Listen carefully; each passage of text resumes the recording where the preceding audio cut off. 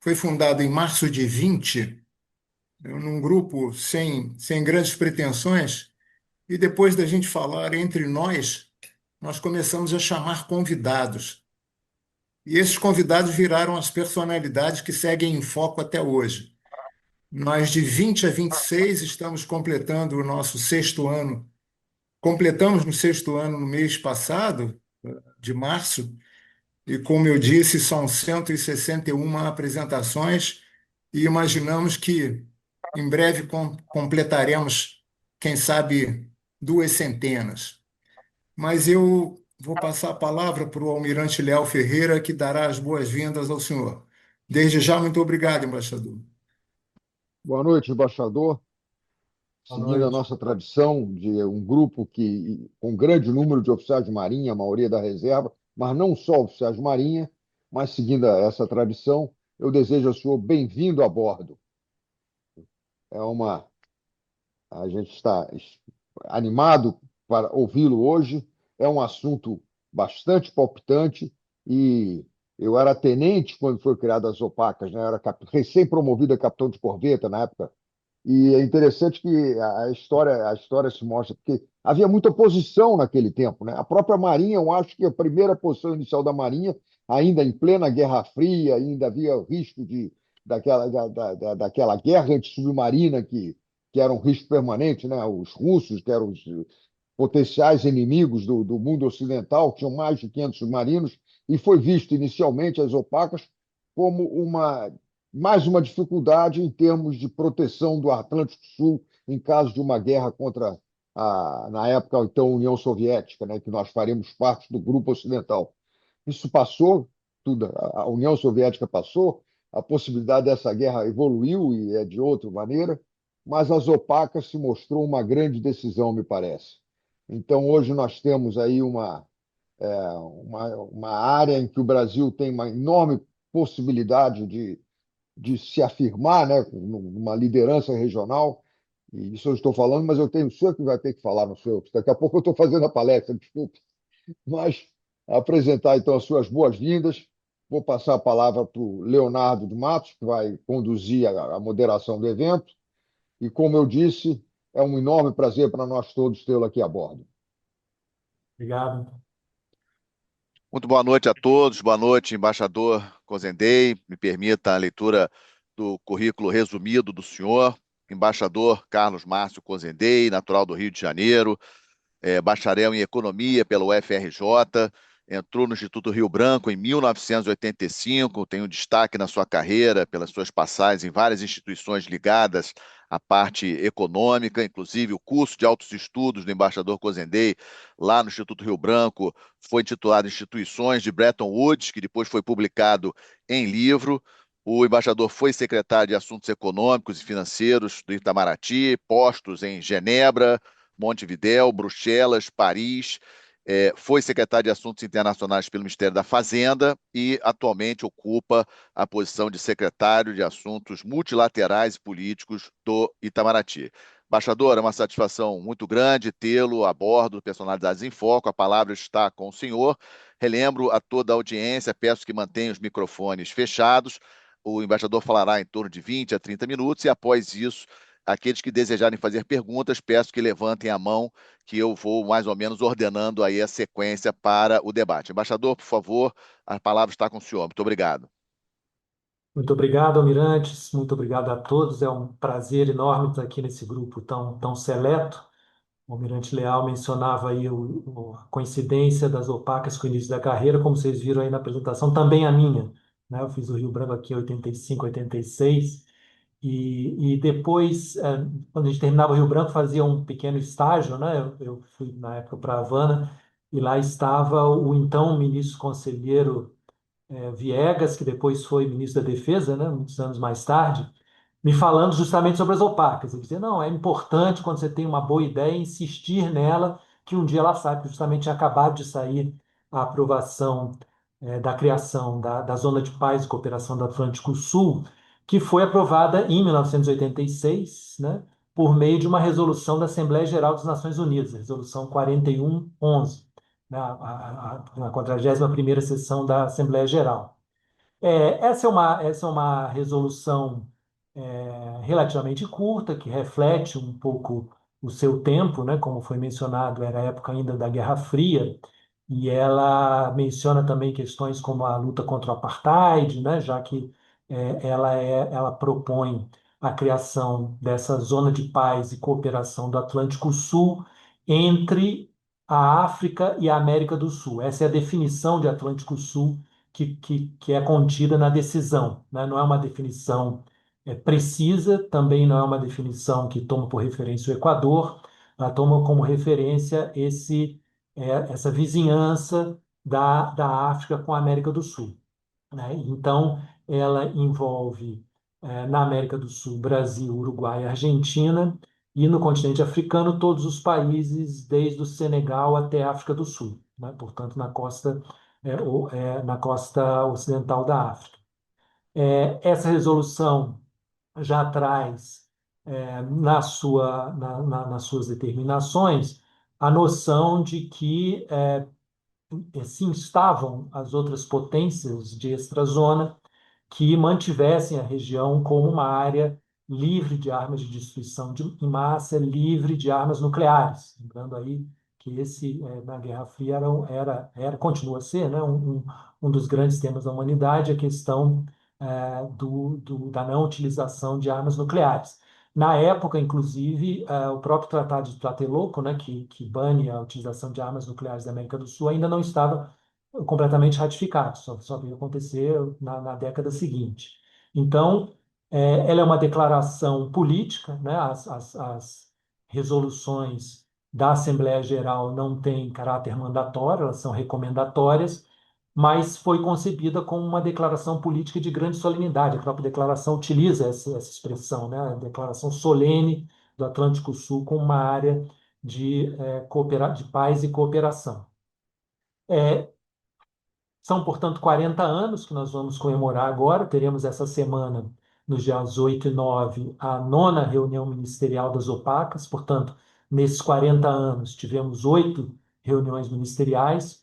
Periodicamente, a Assembleia Geral tem aprovado resoluções confirmando e reafirmando aquela resolução inicial de 40 anos atrás. Foram mais de 15 resoluções já nesses 40 anos, todas elas adotadas por consenso, ou seja, mesmo nos períodos aí que se atravessaram, né? Guerra Fria, queda do Muro de Berlim, unilateralismo, luta contra o terror, diferentes situações geopolíticas globais, essa resolução tem sido aprovada sempre por consenso, ou seja, ela conseguiu adquirir um status moral, atribuindo ao Atlântico Sul uma vontade de paz a ser reconhecida por todos, não só pelos países da região, portanto, não só uma vocação, uma afirmação dos próprios países da região, mas um chamado a todos os países a que respeitem essa vocação, né?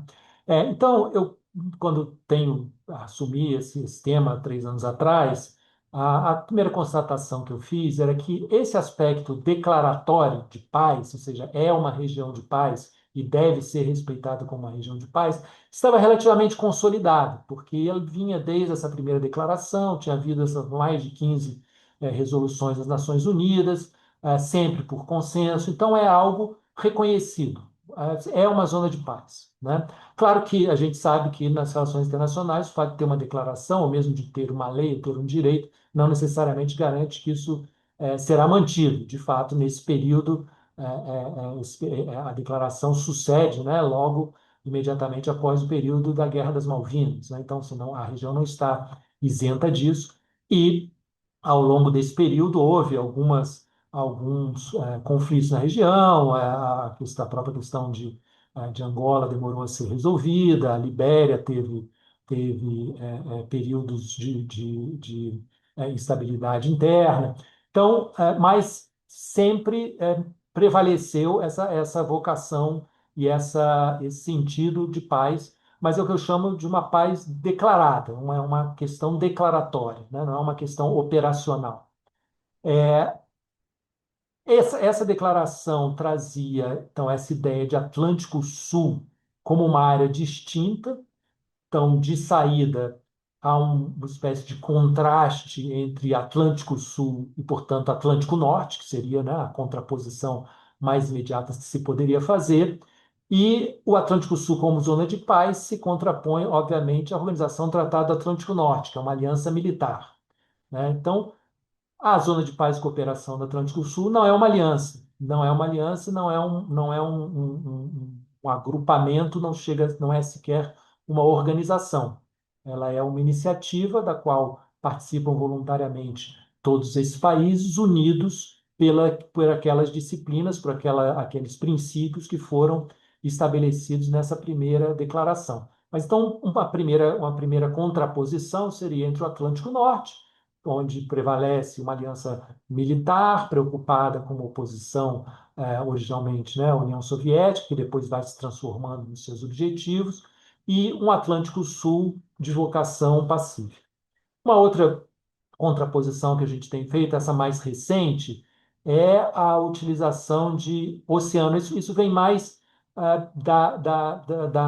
das discussões ambientais, né? A noção de que os vários oceanos que a gente costuma estudar, né, como 6 oceanos, 5 oceanos, dependendo aí de como são divididos, é, que na realidade tudo isso seria um sistema só, seria um oceano, né, do ponto de vista ambiental, dadas as interações que existem entre esses oceanos.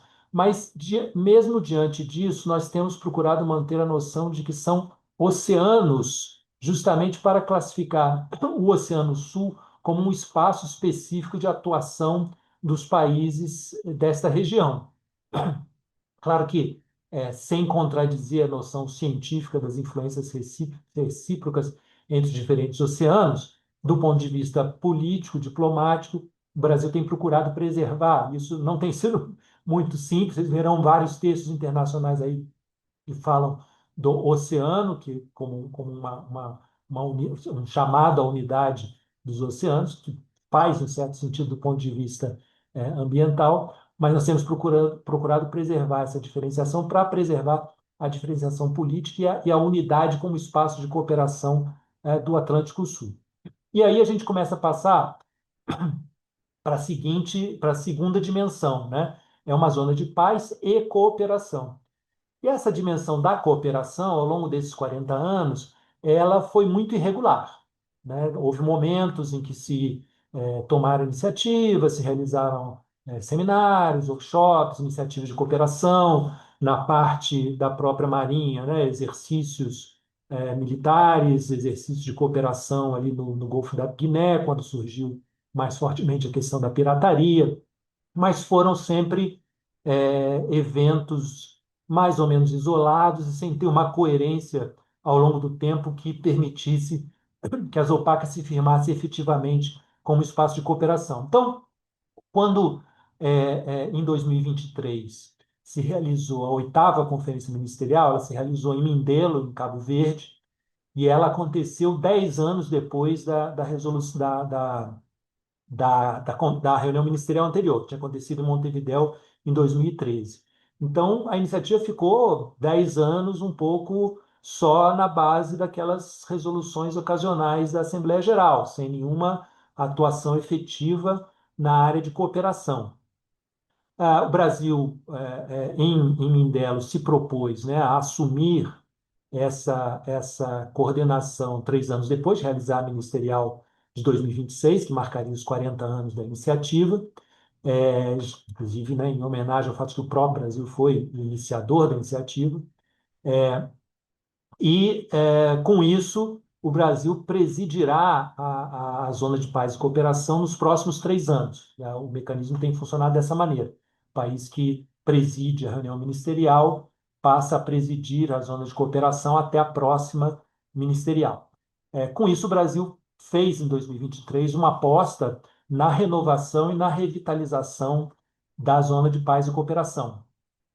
E dentro desse diagnóstico de que a dimensão de paz estava consolidada, mas que era preciso trabalhar mais na parte de cooperação, nós temos procurado avançar nessa direção, de dar maior densidade aos aspectos de cooperação. Então, para isso, nós fizemos ajudamos Cabo Verde a realizar no final do ano passado um seminário sobre cooperação, que foi muito interessante, onde os países discutiram as diversas dimensões daquilo que poderiam, das áreas principais em que tinham interesse em cooperação. Já vou falar um pouco mais disso logo adiante.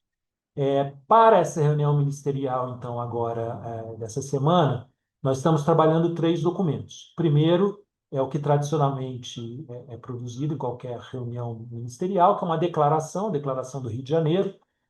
Nós procuramos fazer com que essa declaração fosse mais concisa e mais focada e que ela se concentrasse nos temas efetivamente do Atlântico Sul. Tem um ou outro parágrafo que fala de temas mais globais, mas a ideia foi dar o foco nos temas efetivamente da cooperação no Atlântico Sul. Então, ela será uma declaração aí de 30, 40 parágrafos. Só para vocês terem uma ideia, de Mindelo tinha mais de 120. Então, assim, uma refocalização da iniciativa bastante expressiva que a gente está tentando fazer. O segundo documento é justamente a estratégia de cooperação no Rio de Janeiro. Em Mindelo se aprovou um plano de ação, que era um plano de ação num nível bem agregado, né? E ele meio que reproduzia um pouco, mais ou menos, em linhas gerais, o plano de ação de 10 anos antes, e não apontava diretamente para atividades muito concretas. Então, nós resolvemos, vamos manter esse plano de ação com uma referência geral, mas vamos descer mais à terra. Então, fazer uma estratégia de cooperação. Para essa estratégia de cooperação, nós definimos 3 áreas de cooperação, e cada área de cooperação nós dividimos em blocos temáticos, para que são as áreas mais específicas, onde depois nós vamos gerar as ações de cooperação. Então, a primeira área de cooperação é de governança dos oceanos, e aí nós estamos falando nos blocos temáticos de extensão da plataforma continental, planejamento espacial marinho, regimes internacionais. A segunda área de cooperação seria defesa e segurança marítima, e aí nós teríamos defesa, infraestruturas críticas, consciência situacional marítima, cooperação policial. E o terceiro seria meio ambiente e desenvolvimento sustentável. E aí entraria pesquisa oceanográfica, biodiversidade e conservação marinha, pesca e segurança alimentar, conectividade e integração. Então, como vocês veem, a gente está, obviamente, partindo do oceano, né, do Atlântico Sul, como o espaço principal de cooperação. Não é exclusivo, a gente poderá ter outros programas de cooperação, né, que não têm diretamente relação com o mar e com os oceanos, mas buscamos colocar o Atlântico Sul aqui no centro desse processo de cooperação e organizar a cooperação do Brasil com esses países, né, e, obviamente, o programa se aplica ao conjunto dos países da área das opacas, mas para o Brasil é um interesse específico de tentar organizar a sua cooperação com esses países em torno de um programa organizado e sistematizado que a gente possa seguir ao longo do tempo para dar essa densidade maior à zona de paz e cooperação. Como nós chegamos aí nos trabalhos preparatórios relativamente cedo a esse texto de estratégia de cooperação, nós estamos tentando também já na ministerial, tentando não, vamos apresentar já na ministerial algumas propostas de ações específicas dentro desses blocos temáticos que foram mencionados. Nós pedimos aqui aos vários ministérios que apresentassem propostas, propusessem atividades. Então, aí nós temos, né, o Ministério da Defesa fez várias propostas, o Ministério do Meio Ambiente, Ciência e Tecnologia, e aí temos já um conjunto de propostas que vão desde workshops, oferta de cursos, atividades operacionais conjuntas. Então, vamos organizar essa cooperação para ser implementada aí nos próximos 3 anos, já partindo com um programa preliminar que liste um conjunto de atividades concretas. O terceiro resultado que a gente espera do Rio de Janeiro é a assinatura de uma convenção para a proteção do meio ambiente marinho no Atlântico Sul. Isso é uma ideia que o Brasil propôs, de que as opacas também poderia ser um espaço onde acordos internacionais fossem negociados. Até aqui, como eu mencionei, eram só as resoluções das Nações Unidas, que é uma resolução, são resoluções recomendatórias, né, recomendações, resoluções de valor político e moral, E a ideia seria que poderia haver algumas temáticas que merecessem a negociação de acordos específicos, né? Então a ideia é no futuro ter uma espécie de agenda de acordos das opacas, aproveitando a flexibilidade que ela tem. Como ela não é um organismo, ela não tem uma assembleia, então você não precisa que tudo seja aprovado por todo mundo. Então nós desenvolvemos a negociação desse acordo de forma bastante flexível. Os países que indicaram interesse participaram dessa discussão. Deve haver uma cerimônia inicial de assinatura no Rio, que vai ter aí uns 5, 6 países que vão assinar. Lembrando, as OPAC são 24 países, né? E ela fica aberta a assinaturas aí por mais 2 anos e depois aberta a adesão de todos os países das OPAC. Então, o conceito é que esses acordos que sejam negociados nas OPAC, eles não precisem ser negociados por todo mundo, não precisa que todo mundo assine logo no começo, os países interessados o farão, mas eles têm que ser abertos à assinatura de todo mundo. Esse acordo especificamente sobre meio ambiente marinho, a ideia dele é criar. Ele se nutre muito de acordos que já existem, né? Principalmente a Convenção do Direito do Mar, é, mas ela cria mecanismos de notificação, de cooperação, de incentivo à cooperação e para tentar também organizar e dar um quadro jurídico para essa cooperação. Então, se acontece algum acidente ambiental num país, ele rapidamente avisa os seus vizinhos, pede cooperação, ou se houver outros acidentes, ao saber disso, oferece cooperação, troca essa informação.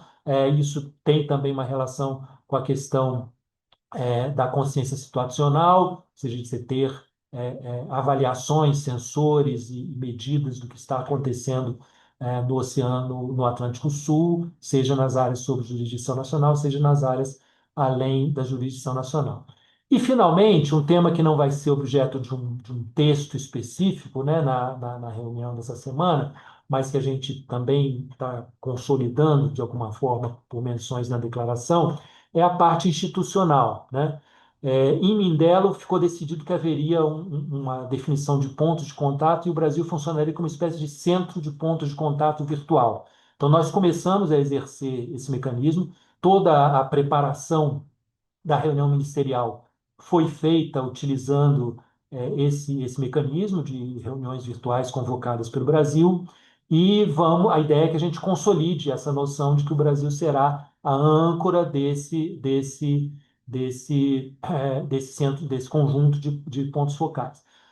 Parece simples, mas vocês não sabem quanto tempo demorou a gente conseguir os nomes dos pontos focais designados de todos os países. São países que têm capacidade institucional muito diferente entre eles, né? Então, se você não tem, de fato, assim, algum coordenador indo atrás, insistindo, fazendo, isso não acontece. Então, a gente está criando esse mecanismo para que não seja apenas uma ministerial que aprova uma declaração e depois se desaparece por mais 3 anos, mas que a gente tenha essa continuidade de atuação nos próximos 3 anos. A gente espera que seja possível também formar o que nos mecanismos, né, diplomáticos se chama de troika, né, que seria a presidência passada, Cabo Verde, a brasileira e o país que se ofereça para ser a próxima presidência, de forma também que a gente mantenha continuidade, né, e envolva esses países já o tempo todo nas atividades para que isso tenha permanência. Então, resumindo e concluindo aqui, estou vendo que já estou além dos meus 20 minutos, a noção que presidiu a preparação da ministerial e que pretende presidir os próximos 3 anos da presidência brasileira é de consolidação das opacas como espaço real de articulação entre os países, passando, portanto, de uma noção declaratória de paz que tem que ser mantida, que vai ser mantida, para uma densificação das atividades de cooperação, e aí, como vocês viram pelos temas, cooperação entendida num sentido amplo, não só cooperação técnica, é claro que a Agência Brasileira de Cooperação, por exemplo, vai ter um papel muito importante nesse processo, mas também cooperação militar, e aí a gente quer ir também além da Marinha, né, que é a força aí que tem uma tradição maior de cooperação dentro das opacas, mas envolver também outras forças, e também na área ambiental, na área científica e tecnológica, dando uma estabilidade institucional maior e permitindo que o Brasil, ao longo da sua presidência, e, além da sua presidência, continue aí coordenando esses pontos de contato para que isso possa permanecer como um exercício de longo prazo. Obrigado. Muito obrigado, embaixador. O senhor realmente cumpriu aí o prazo. Mais ou menos nós tínhamos combinado entre 20 e 30 minutos. Eu, como moderador, tenho a honra de fazer a primeira. Tenho a honra de fazer a primeira pergunta como moderador.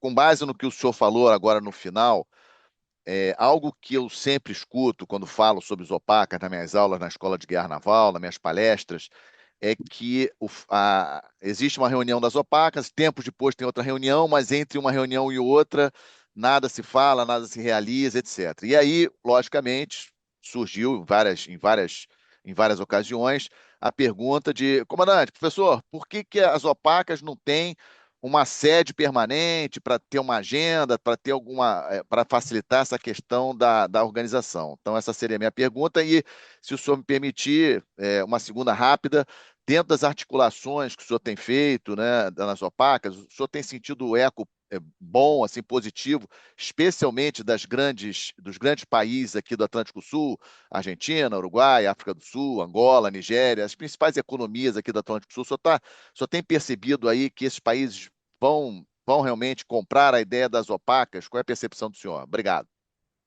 Obrigado. Começando por essa parte, o que a gente viu no exercício de preparação da ministerial foi a criação de um interesse crescente nas opacas, na medida mesmo que a gente começou a colocar coisas mais concretas na mesa. Então, eu acho que a efetivação dessa estratégia de cooperação é que vai determinar se esse interesse vai permanecer ou não. Aqui, na região, a Argentina e o Uruguai sempre foram muito atentos às opacas. A Argentina sempre apoiou muito esse exercício, o Uruguai também, foi a presidência, né, em 2013. Na África, há situações muito variadas. Como eu mencionei, a capacidade institucional dos 24 países das opacas é muito divergente. Tem países que têm uma estrutura institucional com maior capacidade, outros com menor capacidade.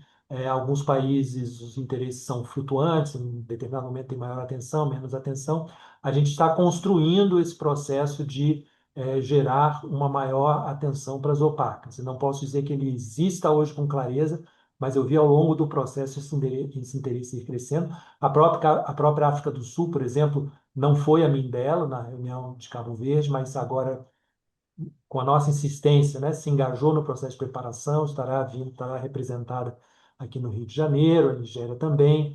Então, eu diria que o senhor tem toda a razão, e esse é o diagnóstico que eu fiz, né? Se a gente tinha essas reuniões ministeriais, tinha as resoluções da ONU, mas, de fato, entre as reuniões ministeriais não acontecia muita coisa, acontecia de forma muito irregular. A ideia de criar esse mecanismo do ponto de contato é exatamente para poder permitir isso. E aí passo para a segunda pergunta.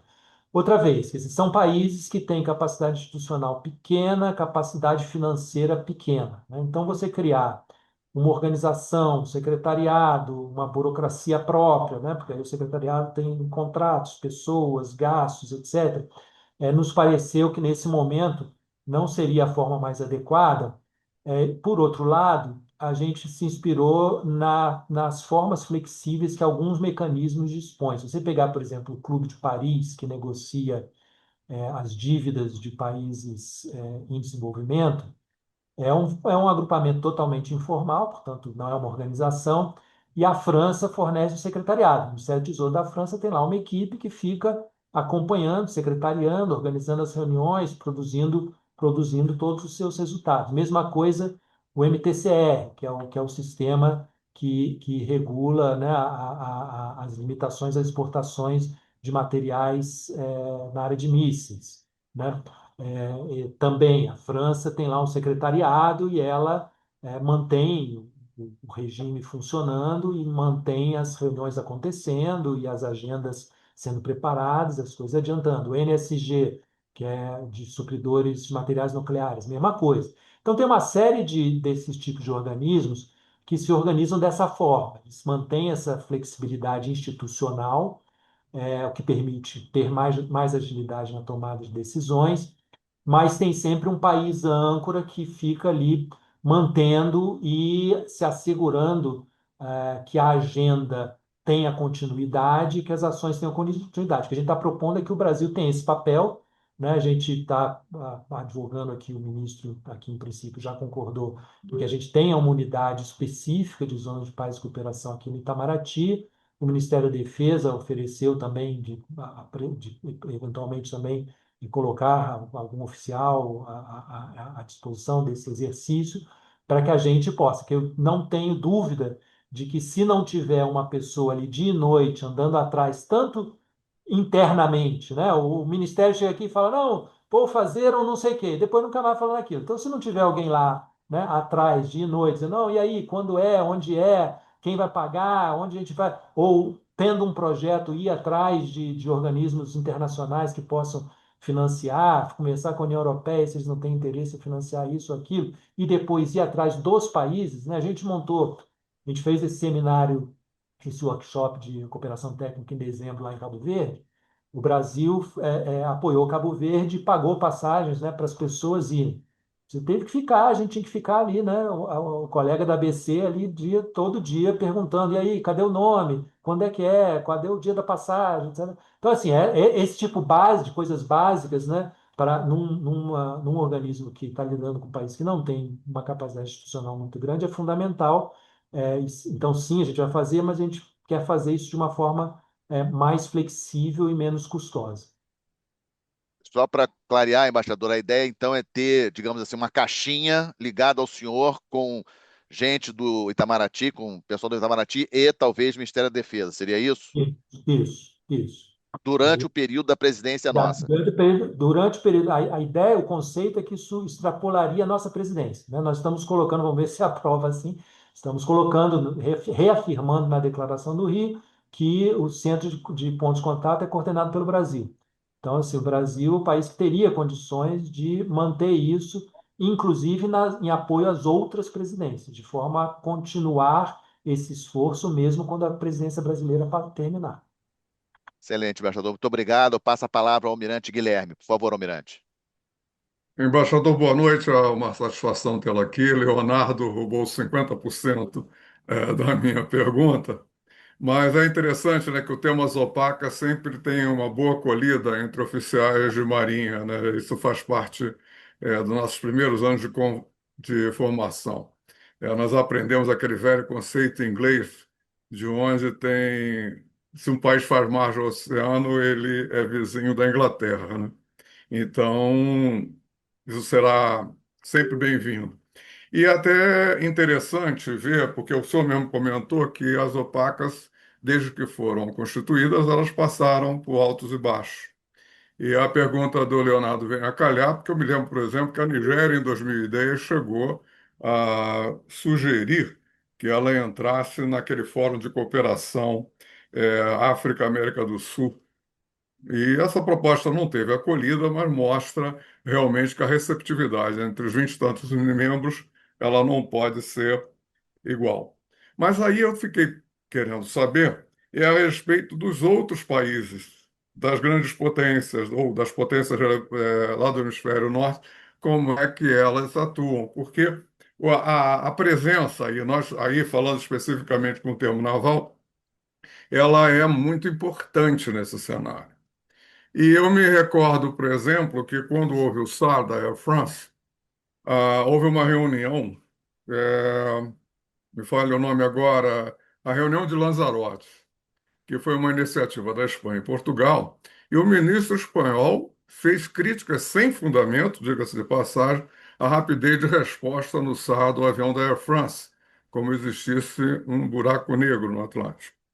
Portugal também, num evento em 2021 que eu participei, no CDESEM, do nosso embaixador Rubens Barbosa, e do qual participou o ministro Jobim e o ministro João Cravinho, que era o ministro da Defesa de Portugal. Eu guardei uma frase que o ministro Cravinho disse, que as linhas de comunicação marítimas que ligam o Atlântico Sul ao Atlântico Norte, confesso agora, não tem ninguém a tomar conta delas.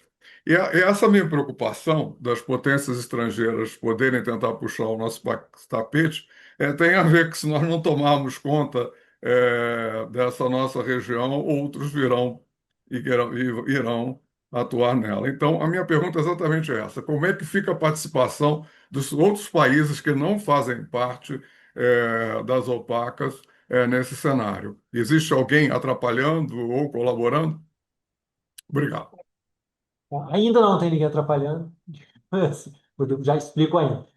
Como eu mencionei, as resoluções da Assembleia Geral sobre esse tema sempre foram aprovadas por consenso, né? Então, isso significa o quê?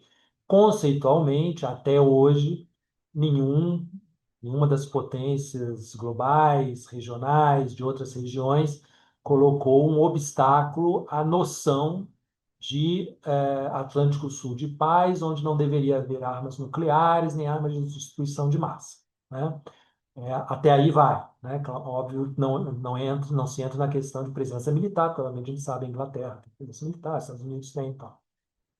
Então, até o momento, isso é uma noção reconhecida e a gente pretende continuar enfatizando esse aspecto. Acho que é parte, inclusive, da nossa própria defesa, a defesa do Atlântico Sul como uma zona de paz. Claro que no momento em que as tensões geopolíticas internacionais se ampliam, existe um risco de que comece a haver pressões em outro sentido. E aí, como o senhor mencionou perfeitamente, é preciso que os países da região mostrem que dão conta de fazer o que é preciso na região. Claro que isso não exclui a cooperação de outros países quando houver interesse dos países da região, mas é preciso que os países da região mostrem que eles têm o controle do que é necessário na sua região, né? Citando o exemplo, por exemplo, da pirataria no Golfo da Guiné. Houve um momento que havia uma tendência crescente de pirataria ali, e houve diversos esforços internacionais, né? G7, né? O Brasil foi convidado a participar de coalizão daqui, coalizão dali, são vários esforços que acabaram convergindo, mas, digamos, idealmente, os próprios países da região deveriam ter sido os primeiros a criar esses mecanismos. Se não criarem, alguém vai se preocupar e vai dizer, não pode ficar assim, vamos ter que fazer alguma coisa aí, né? Então, essa cooperação envolve também um diálogo permanente sobre os riscos e as questões de defesa da região. Nesse seminário de cooperação, talvez, vários países mencionaram as questões de consciência situacional, de compartilhamento de informações, como é que a gente pode participar melhor e ter melhor noção do que está acontecendo, questão da pesca ilegal, né, que também pode acontecer amplamente aqui na nossa região. Então, eu diria que só dando essa densidade maior à cooperação, e aí outra vez, não estamos falando apenas de cooperação técnica, não estamos falando apenas de cooperação que vai, por exemplo, do Brasil para outro país, ou da África do Sul para outro país, mas em sentido mútuo, porque se não houver essa cooperação, quando surgir alguma situação, isso pode criar problema. E teremos que lidar com essa crescente competição entre Estados Unidos e China. Obviamente, ambos são países com atuação global, e a China, sabemos, tem uma presença grande aqui também, econômica no Atlântico Sul, né? E a gente tem que trabalhar para que ela continue sendo uma presença cooperativa e não uma presença disruptiva. Obrigado, embaixador. Aliás, eu ia fazer mais um comentário. Me surpreendeu a quantidade de áreas temáticas que o senhor apresentou, que são justamente áreas de interesse da Marinha nesse tema, né? Obrigado, embaixador. Obrigado, Almirante Guilherme. Eu gostaria de passar a palavra para o comandante Rafael, que tem uma pergunta no chat. Comandante Rafael, só quer fazer a pergunta ou eu mesmo leio a pergunta para o senhor? Eu posso fazer a pergunta. Obrigado, chefe. Boa noite, embaixador. Muito obrigado por sua excelente apresentação. Eu tenho acompanhado vários documentos da Marinha, como o Plano Estratégico da Marinha, Política de Defesa Nacional, Estratégia de Defesa Nacional, tenho participado de vários grupos. E uma coisa que sempre chamou a atenção é que a nossa definição de Atlântico Sul começa no paralelo 16 Norte. Eu gostaria de saber se em alguma resolução das OPACas se existe uma definição de Atlântico Sul. Muito obrigado. Não, como eu mencionei, a resolução que criou a Zona de Paz e Cooperação, ela tem essa definição aberta, né? E é essa que a gente tem utilizado. Então, vou até ler aqui, traduzindo direto, né?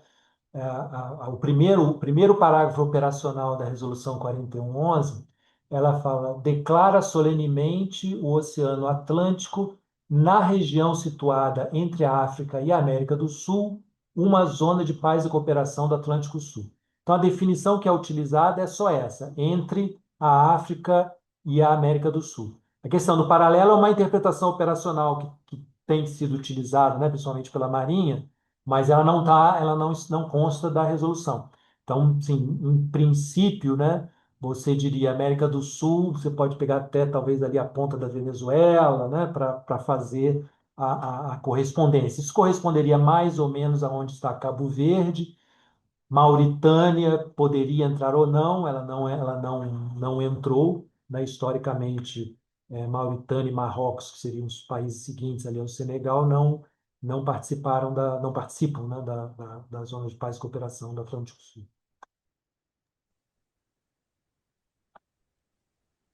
Muito obrigado, embaixador. Obrigado, comandante Rafael. Próximo, comandante Raposo, a pergunta do senhor. Obrigado, Leonardo. Embaixador, o nome da zona, né, sublinha a palavra paz e cooperação. Nós precisamos de paz e precisamos de cooperação. O Brasil, particularmente, no momento em que o mundo está passando, na situação que a defesa nacional se encontra, a gente precisa dos dois, de paz e cooperação.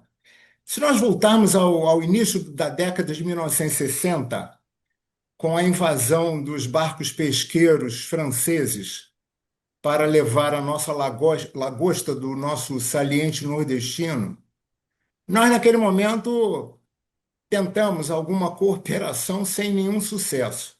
Muito ao contrário, ouvimos quase, quase desaforos.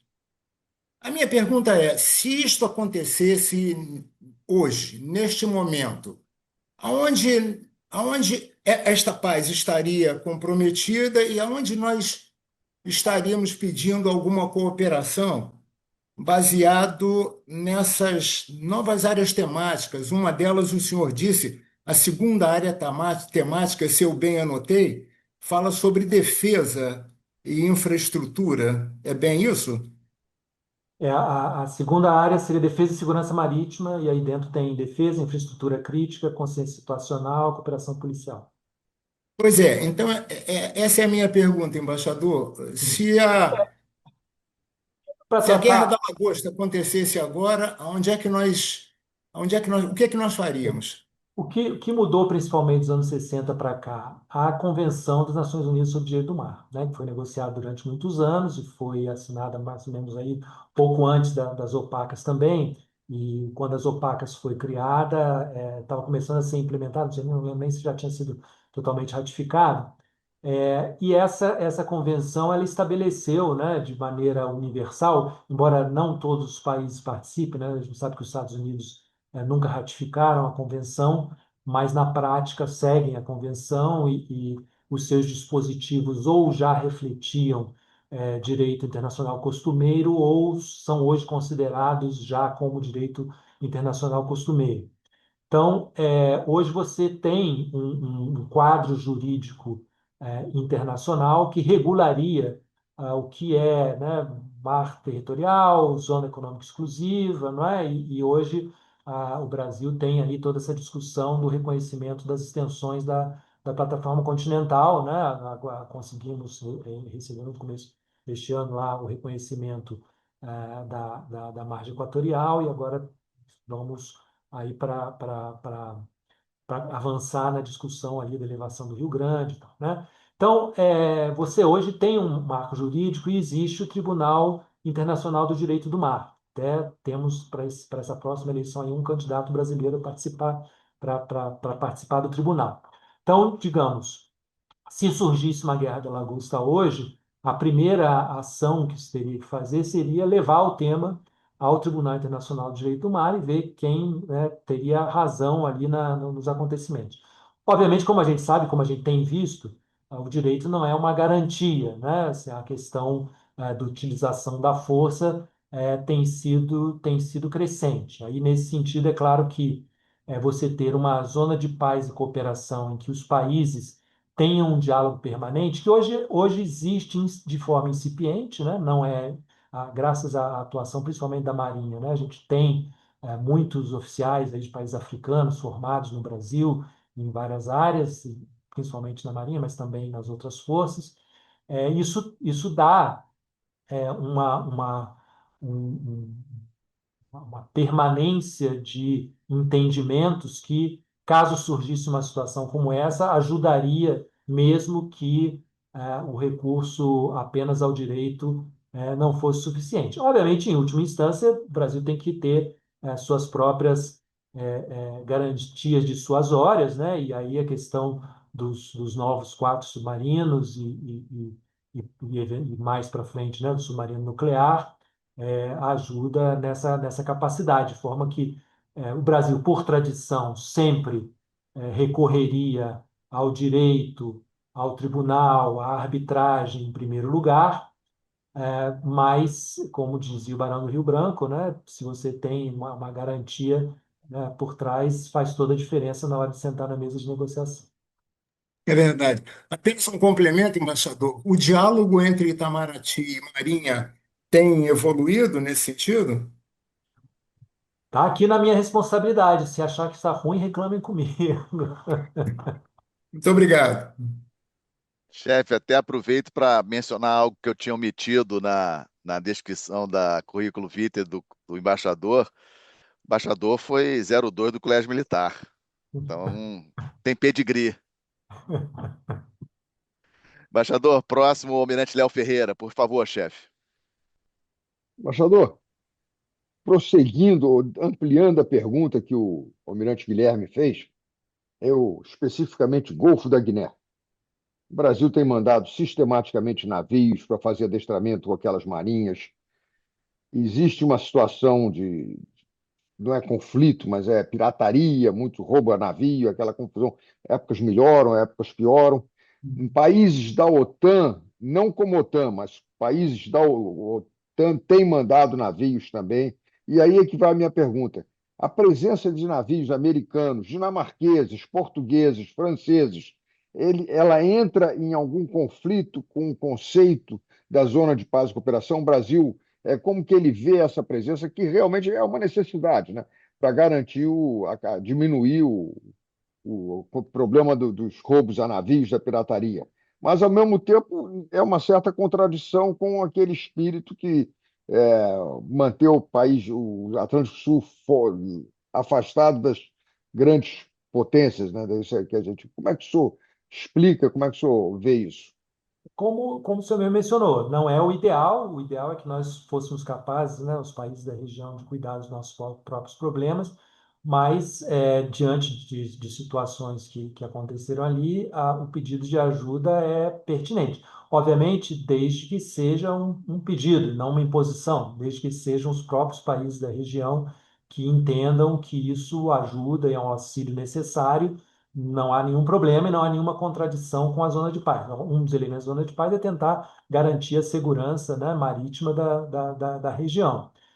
Então, está entre os objetivos. Eu acho que as operações têm sido feitas, né, a Guinex tem sido feita com regularidade, e outras operações das quais a Marinha Brasileira participa são importantes, porque a ideia, como eu mencionei, dessa noção de dar densidade às opacas em termos de cooperação, não ser apenas cooperação técnica, inclui esse aspecto, né? Realização de operações conjuntas, realização de treinamentos para que as próprias marinhas do continente africano estejam melhor preparadas também para desempenhar isso.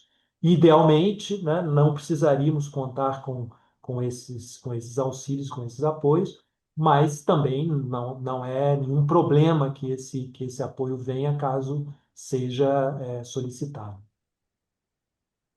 E o Brasil, às vezes, tem sido solicitado a assumir uma posição de liderança nessas operações. Como é que isso existe alguma definição? Nem A sempre, Marinha. Pois não, desculpa, interrompi. não, nem sempre são operações só de países tem potências estrangeiras do Atlântico Norte presentes, né? Sim, sim. Mas chama o E Brasil o a assumir Brasil uma tem, o posição de Brasil tem, liderança, né? é, Brasil tem participado desses exercícios, né, novamente, no entendimento de que é do nosso interesse que a segurança do Atlântico esteja garantida. Tá. Obrigado, embaixador. Obrigado, Almirante Léo Ferreira. Próximo debatedor, Almirante Jacques, diretor de Hidrografia e Navegação. Por favor, Almirante. Boa noite, embaixador Cozendei. Bom rever o senhor. Embaixador, dentro do âmbito do Programa Antártico, nós temos a RAPAL, né, que nós temos um site específico para manter os pontos de contato, para troca de documentos, de experiências ali no âmbito dos programas antárticos latino-americanos. O senhor acha que seria uma boa ideia nós termos uma página, um site para que essas dificuldades de capacidades institucionais que o senhor mencionou dos países, principalmente do outro lado do Atlântico, poderiam ser compensadas por meio da utilização dessa página?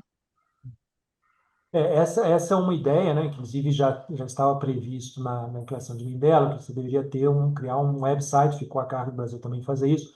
Nós até agora conseguimos outra vez, por não ter, né, uma unidade dedicada, uma pessoa que acompanhe isso com mais atenção. O que se conseguiu até agora foi ainda pouco, né? O que existe hoje é praticamente uma página voltada quase para o Brasil, né? Mais dando informações sobre o que é as OPACs, como funciona e tal. Ainda não é uma página operacional, né, que ajude os países da região a trocar informações, a apresentar os programas. Uma das atividades, de exemplos aí de programas que a gente está prevendo nesse exercício de cooperação, por exemplo, criar uma plataforma de oferta de cursos, porque a gente sabe que o Brasil, várias instituições no Brasil, né, seja de Forças Armadas, seja de universidades, têm oferecido regularmente cursos que são de interesse dos países das OPACs, e a gente poderia ter isso reunido no mesmo lugar, e de forma que outros países também pudessem abastecer e fazer suas próprias ofertas também. Eu acho que a gente pode, sim, aproveitar e fazer essas conexões com os exercícios que já existem, né?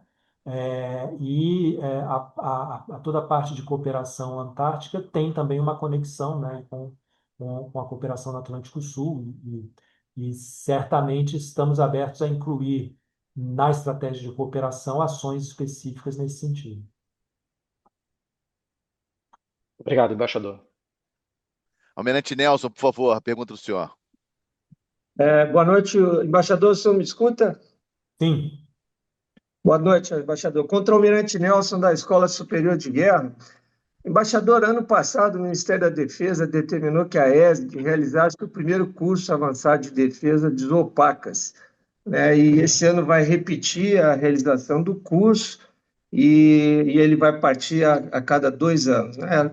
Como de Marinha, eu fui designado para organizar e coordenar o curso de 2 semanas, e teve como palestrantes o almirante Guilherme e o comandante Leonardo Matos aqui presentes. Pois bem, a pergunta que eu ia fazer, o almirante Jacques, novamente, ele roubou, mas eu queria só corroborar ao que o Leonardo Matos falou, e agora o almirante Jacques, que durante a fase de debates, dos diversos modos que ocorreram ao longo do curso, foi sempre enfatizada a necessidade de criar uma secretaria permanente, em que nessa secretaria houvesse a organização de um site, fontes de arquivo, fontes de consulta, algo permanente.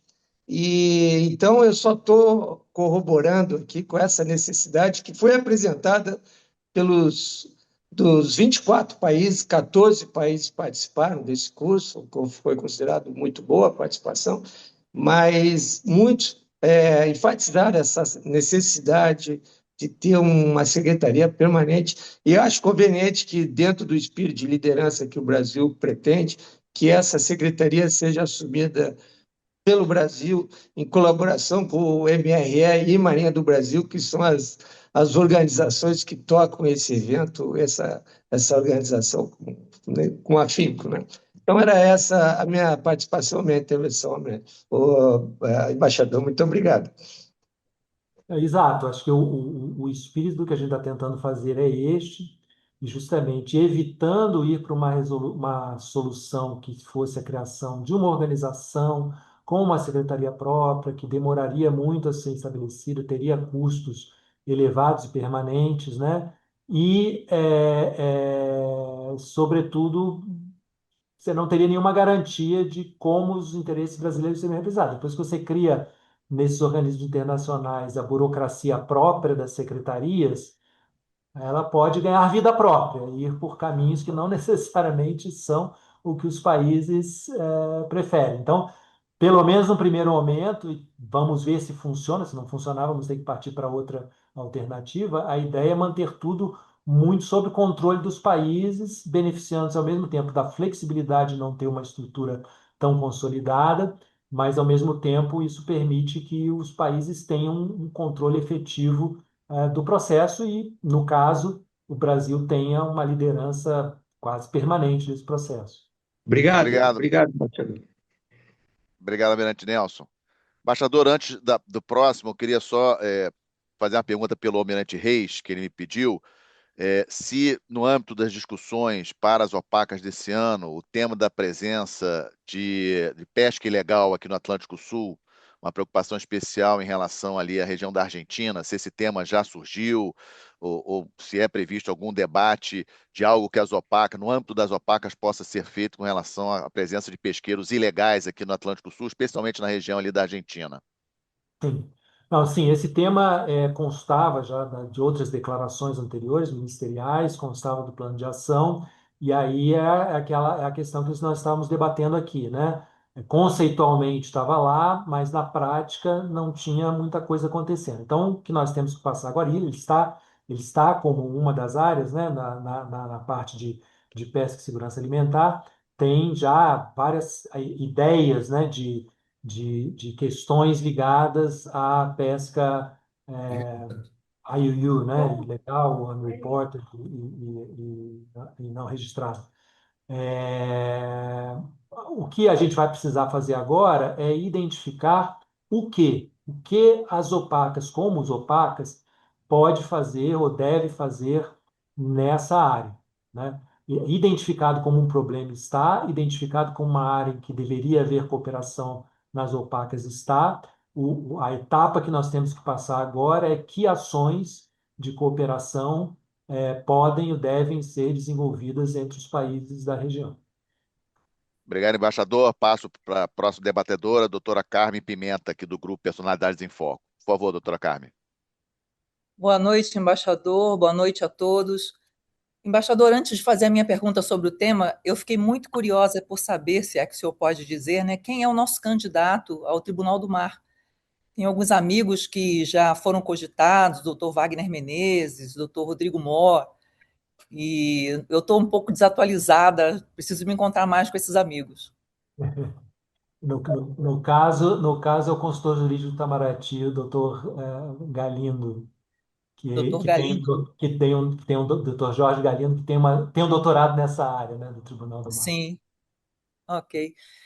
Eu fico feliz já que o nosso país volte, né, ao Tribunal do Mar, porque, Esperemos que sim. Estamos numa campanha aqui. pois Como você é, sabe, então, como você sabe, essas eleições não dependem do currículo do candidato, né? Dependem da troca de votos, dependem de outros sim, fatores que exato. não. Então, vou ficar na O, torcida para o o Brasil voltar. bom o bom currículo é só o ponto de partida, né? E depois tem que se trabalhar. Também essas candidaturas mais complexas, né, de tribunais. Hoje nós temos um juiz na Corte Internacional de Justiça, né? Temos um Né? juiz na Corte Interamericana de Direitos Humanos e agora estamos com essa candidatura. Então, manter todas essas candidaturas funcionando ao mesmo tempo não é simples, porque não depende só digamos, da boa imagem do Brasil, nem só do bom currículo dos candidatos. Sim. Mas, voltando aqui ao nosso assunto, né? O senhor sabe que os últimos serão os mais prejudicados, né? Não serão os primeiros, porque todo mundo já roubou perguntas de todo mundo. O senhor já percebeu que o negócio aqui é uma selva, né? Então, praticamente. Mas eu vou puxar muito a brasa para minha sardinha no quesito de pesquisa e vou aproveitar essa oportunidade que estamos falando sobre a implementação da Declaração de Mindelo e até uma melhoria, né, nas suas intenções e tudo que o senhor falou que vai acontecer agora na reunião que vai ter essa semana, né? Depois de amanhã vai começar Sim, aqui no Rio de Janeiro. sim. Eu fiquei muito curiosa de saber, porque o Brasil tem um interesse muito grande como protagonista nesse, nessa situação, né, de cooperação, em todos os sentidos. O Brasil é um país muito rico na sua Amazônia Azul. Então, isso seria uma grande ajuda, né? Tudo isso. E também nós temos uma necessidade de tecnologia, de compartilhamento de tecnologias para desenvolvimento do nosso desse ambiente, e principalmente de busca de energias e energias azuis. Então, eu gostaria que o senhor, se pudesse, desenvolvesse um pouco mais como está sendo essa cooperação. Os outros países têm interesse no estabelecimento de energias renováveis marinhas, por exemplo, e que têm como compartilhar esse know-how conosco, também em relação. A pergunta é um pouco longa, né? Mas me perdoe, aí vai dar bastante espaço para o senhor desenvolver o que desejar.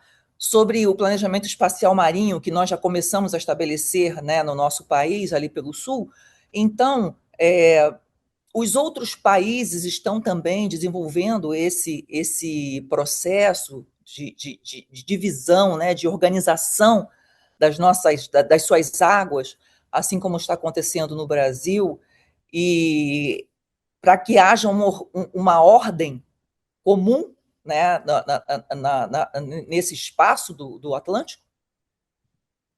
Certo. Então, as capacidades, né, científicas de pesquisa dos países autarcas são muito diversificadas, né? Tem países que têm muito mais Sim. capacidade do que outros. A questão do planejamento espacial marinho é uma que a gente, é uma questão antes disso. Então, assim, é, o Brasil e os países que têm mais capacidade técnico-científica no Atlântico Sul tem desenvolvido cooperação, mas ela não está estruturada em torno das opacas. Então, há pouca transparência para os outros países das opacas dos tipos de cooperação que já existem e das possibilidades que se apresentam. Então, uma parte do exercício de organizar a estratégia de cooperação das opacas é dar visibilidade para essas possibilidades que já estão sendo executadas, para que elas se abram também para outros países. Muitas vezes a cursos, a workshops, a treinamentos, a trocas científicas, programas conjuntos sendo realizados que poderiam se beneficiar de um terceiro, um quarto, um quinto país participando também, mas eles simplesmente não têm ainda conhecimento de que isso esteja acontecendo. Né? A questão do planejamento espacial marinho é um dos temas que estão colocados aí na estratégia de cooperação, de forma a partilhar a experiência do Brasil sobre como tem feito isso, para que outros países interessados também. Há alguns países já africanos, inclusive, que assumiram o compromisso, né, com aquela, não sei se você conhece a Aliança 100%, que é a ideia de que você tenha 100% da sua zona econômica exclusiva organizada. Aí tem diferentes denominações que têm sido usadas, né? A gente tem usado mais o planejamento espacial marinho, mas tem alguns países que têm feito isso. A questão também da delimitação de plataforma marinha, vários desses países têm desenvolvido programas para isso, alguns inclusive de forma conjunta ali, Cabo Verde, junto com países da costa africana, têm feito exercícios em conjunto. Muitas vezes esses países acabam conseguindo cooperação e financiamento de países europeus ou de outros países desenvolvidos, né, que têm, obviamente, mais recursos nesse sentido também. E aí, outra vez, a ideia das opacas não temos nada contra o fato de que os países europeus ajudem a financiar, ao contrário, a gente quer montar programas que, eventualmente, até possam ser apresentados para esses países que têm interesse nesse tipo de financiamento. Então, eu diria que a ambição das opacas aí na presidência brasileira é ajudar a organizar essa cooperação, a dar visibilidade para a cooperação que já existe, de forma a organizá-la em torno das opacas. Muito obrigada, embaixador. Obrigado, doutora Carmen. Como último debatedor, Almirante Calixto, do Compaz. Boa noite, embaixador. Boa noite a todos. Eu sou o Almirante Calixto, sou comandante de Operações Marítimas e Proteção da Amazônia Azul e assumi recentemente, em fevereiro, a coordenação da área marítima do Atlântico Sul, num sistema de rodízio que acontece a cada 2 anos entre os países membros, Brasil, Argentina e Uruguai.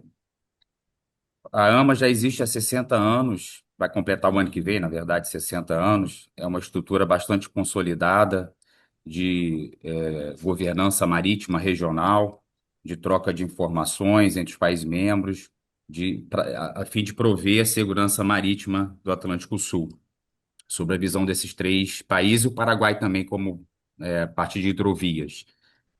Eu vejo como uma oportunidade essa assunção da coordenação do AMAS pelo Brasil, com a assunção da presidência das OPACas pelo Brasil, de forma a aproveitar as boas práticas que a AMAS já possui, em proveito do diálogo e do fomento de uma governança mais ampla com os demais países, principalmente os países da África, em relação a ao que se espera das OPACas, que é uma zona livre de violência e uma zona de segurança marítima. Como o senhor, embaixador, enxerga essa oportunidade que nós temos e como o senhor gostaria de contribuir para que nós, Marinha, pudéssemos realizar eventos que pudessem trazer as boas práticas da coordenação da área, da área marítima do Atlântico Sul no âmbito das OPACas? Obrigado. Obrigado. Bom, no momento, a própria declaração do Rio de Janeiro traz um parágrafo, né, se referindo positivamente a AMAS e sugerindo que os países